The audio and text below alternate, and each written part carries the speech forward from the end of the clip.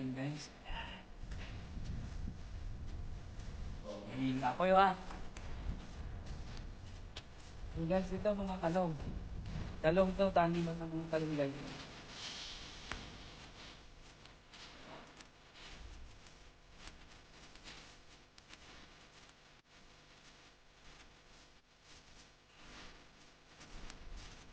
Nako yung graduate.